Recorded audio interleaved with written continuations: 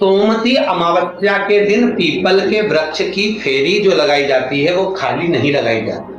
चाहे कच्चे सूत से लगाओ, चाहे 108 आप हल्दी की गठान रख लो, चाहे आप कमलगट्टा रख लो, चाहे आप सिंदूर की डब्बी रख लो, चाहे आप दाग चिरौंजी रख लो, पर 108 वस्तु होना जरूरी। निवेदन, जिस व्यक्ति को रोग बहुत हो, चाहे शुगर हो, बीपी हो, या घुटने में दर्द हो, कमर में दर्द हो, या बहुत कष्ट का जीवन निकल रहा हो, यहां तक कैंसर जैसी भी बीमारी यदि आपको है, निवेदन है एक पात्र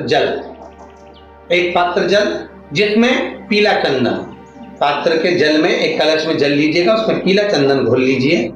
पीला चंदन घोलकर उसमें थोड़ी सी काली मिर्ची पीस कर मिला लीजिए। काली मिर्ची को पीस कर डाल दीजिए और उसमें 7 बेलपत्र उसके अंदर डाल दीजिए। 7 बेलपत्र के साथ में 7 वृक्ष के पत्ते, कोई भी वृक्ष जो आपके पास में हो, 7 वृक्ष के पत्ते उस कलश में डाल दीजिए।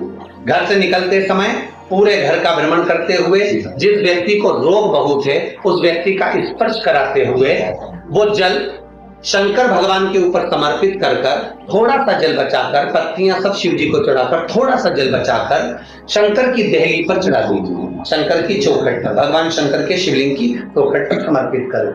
शिवलिंग की चौखट पर समर्पित कर उसी जल जो आपने देहली पर चढ़ाया है, उसी जल का भाग थोड़ा सा कटोरी में 1 चम्मच के बराबर लेकर आइए। जो व्यक्ति बीमार है उसके शरीर पर उसको छींटा दीजिए। 3 बार छींटा देना है, सुबह, दोपहर और शाम। उसके बाद में बाबा विश्वनाथ से प्रार्थना करिए। शाम के समय घर के बाहर एक घी का दिया अवश्य लगाइए। मुझे पूर्ण उम्मीद है सोमवती अमावस्या रोग मुक्त करेगी, अधिक फल आपको प्रदान करेगी, सुख का अनुभव कराएगी, आपके जीवन का कल्याण करेगी।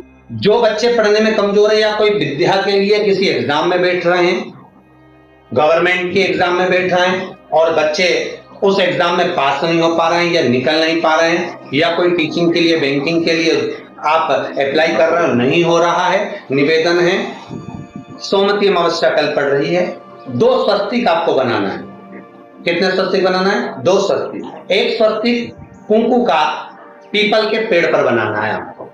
पीपल के पेड़ पर बनाने के बाद में जमीन पर, भूमि पर एक घी का दिया लगाना है। दूसरा स्वस्तिक शंकर के मंदिर की चौखट पर आपको बनाना है, किसी भी एक साइड में, चाहे राइट में बनाना है, चाहे लेफ्ट में बनाना है। शंकर के मंदिर पर जो स्वस्तिक बनाओगे वो पहले पीपल के वृक्ष के बनाना है। पीपल के वृक्ष के बनाने के बाद में शंकर के मंदिर में शाम के समय आप जाकर स्वस्तिक बना सकते हैं। दोपहर से लेकर शाम तक कभी भी स्वस्तिक बनाएं और एक घी का दिया वहां रखा है। बस इतना याद रखना, पीपल के पेड़ के नीचे जो स्वस्तिक बनाओगे वहां जो घी का दिया लगेगा उसमें गोल बत्ती लगेगी, फूल बत्ती लगेगी।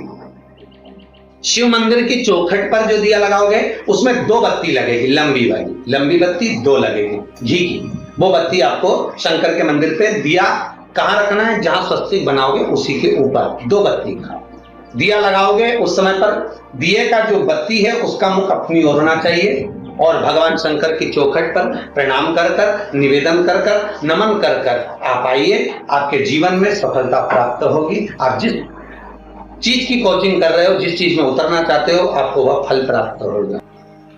शिव महापुराण के अंतर्गत या लिंग पुराण के अंतर्गत या नर्मदा पुराण के अंतर्गत, नारद पुराण के अंतर्गत हम जब सोमवती का महत्व श्रवण करते हैं, कई बार आपको हमने शिव महापुराण में भी सोमवती अमावस्या के महत्व को समझाया है कि सोमवती अमावस्या का महत्व क्या है, सोमवती अमावस्या का लाभ क्या है, हम शंकर की कैसे आराधना कर सकते हैं, हम शंकर को कैसे प्राप्त कर सकते हैं, शिव को पाने का तरीका क्या है।